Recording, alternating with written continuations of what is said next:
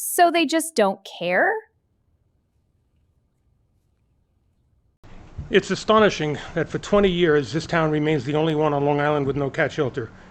When advocates come to speak, they're met with absolute silence. They are regaled with tales of innocent creatures suffering and dying on the streets, yet there's no change of expression. Does anybody on this board feel compelled by their conscience to disregard party position and stand up for what's right? I'll ask once again, does anyone on this board want to join us in voicing support for a cat shelter? Feel free to talk. I guess not. Okay, I can't control, I can't understand the fear of reprisal would stop somebody for standing up for what is right.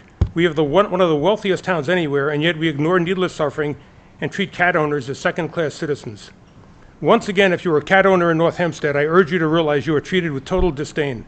You pay the same taxes as a dog owner, yet you don't receive the same benefits. There's a significant safety net for a dog owner who dies or for some other reason can no longer take care of his dog. Our dog shelter will take in your pet and hopefully be adopted once again. A cat owner in our fair town has nowhere to turn as our shelter only admits dogs. The annual budget of the dog shelter is roughly $1 million. At each and every turn, cats and their owners are blatantly discriminated against. Why should a cat owner facing life crises have nowhere in our town to turn to for help? Is this even remotely fair? I think not.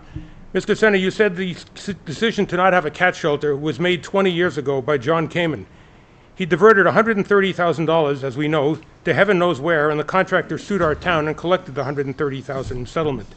That argument is spurious and cruel. Conditions and realities are constantly changing, and it mystifies me how this board, and specifically you, Mr. Senator, can sit back and watch innocent cats suffering and dying on the streets.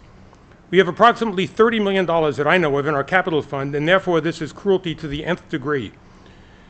A word about the free adoption program. This is blatantly political. While we all want to see as many dogs as possible adopted, the reality is we have a $57 adoption fee. I, Liz, and numerous other people I know have spent over $10,000 out of our pockets on cats off the street getting surgeries. If you can't afford the $57, what's going to happen when your cat gets sick or your dog gets sick? Nothing. You can't afford to take care of it, and the animal's going to end up either dead or back out on the street. Many advocates, including myself, have gone through this situation.